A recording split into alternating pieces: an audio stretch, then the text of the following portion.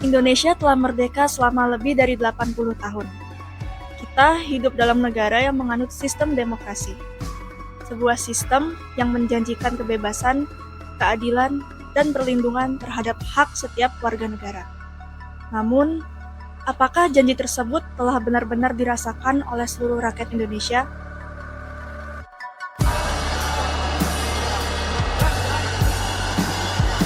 Almarhum Afan Kurniawan, seorang pengemudi ojek online yang meninggal dunia dalam Aksi bertajuk evaluasi total Kabinet Merah Putih Prabowo Gibran ini, BBPMUI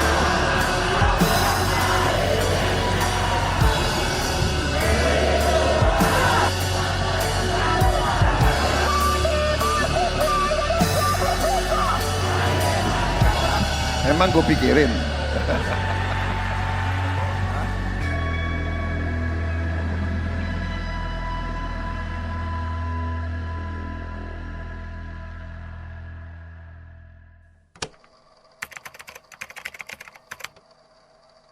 Demokrasi berasal dari bahasa Yunani yaitu demos yang berarti rakyat dan kratos yang berarti kekuasaan. Artinya, demokrasi adalah sistem pemerintahan di mana kekuasaan berada di tangan rakyat. Dalam demokrasi, masyarakat memiliki hak untuk memilih pemimpin, menyampaikan pendapat, berkumpul secara damai, dan ikut mengawasi jalan pemerintahan. Namun, demokrasi bukan hanya soal pemilu yang diadakan setiap 5 tahun. Demokrasi juga diukur dari bagaimana negara melindungi hak-hak setiap warganya.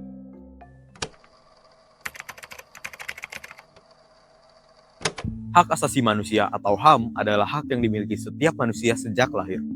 Hak untuk hidup, hak untuk memperoleh pendidikan, hak untuk menyampaikan pendapat, hak untuk mendapatkan perlindungan hukum, hak untuk memperoleh rasa aman. Di Indonesia, perlindungan terhadap HAM dijamin dalam Undang-Undang Dasar 1945. Serta menjadi bagian dari nilai-nilai Pancasila, khususnya pada sila kedua yaitu kemanusiaan yang adil dan beradab. Dengan kata lain, demokrasi dan HAM tidak dapat dipisahkan. Demokrasi yang baik akan melindungi HAM, dan HAM yang terlindungi akan menunjukkan demokrasi yang sehat. Menurut Democracy Index 2024 yang diterbitkan oleh Economist Intelligence Unit, Indonesia masih berada dalam kategori flawed democracy, atau demokrasi yang belum berjalan secara optimal. Berdasarkan data Sea Rights Data Project 2024, Indonesia menempati peringkat 171 di dunia dengan skor 18,1, yang menempatkannya dalam kategori performa sangat buruk. Metrik ini mengindikasikan bahwa kepatuhan pemerintah terhadap perlindungan hak asasi manusia serta kebebasan yang diakui secara internasional masih sangat rendah dan belum berjalan sebagaimana mestinya. Salah satu kasus yang banyak menjadi perhatian publik adalah meninggalnya Afan Kurniawan saat rangkaian demonstrasi berlangsung. Kasus tersebut memicu pertanyaan mengenai bagaimana negara menjalankan perlindungan terhadap hak hidup dan hak atas rasa aman.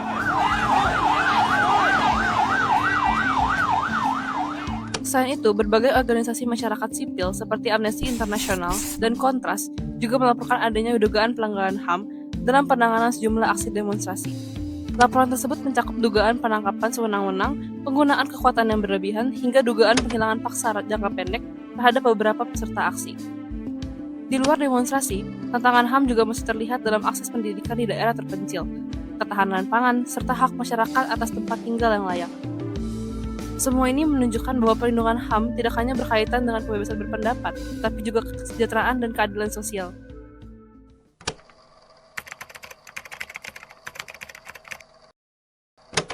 Lalu, apa yang terjadi ketika demokrasi gagal melindungi hak asasi manusia? Ketika masyarakat takut menyampaikan pendapat, ketika keadilan sulit diperoleh, ketika sebagian warga kehilangan akses terhadap pendidikan pangan atau tempat tinggal, maka demokrasi mulai kehilangan maknanya. Demokrasi bukan sekadar memberikan hak untuk memilih pemimpin. Demokrasi juga harus mampu menjamin bahwa setiap manusia diperlakukan secara adil dan bermartabat.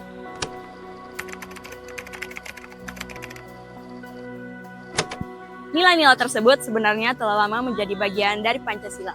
Sila keempat mengejarkan bahwa keputusan negara harus dijalankan melalui kebijaksanaan, musyawarah, dan partisipasi rakyat.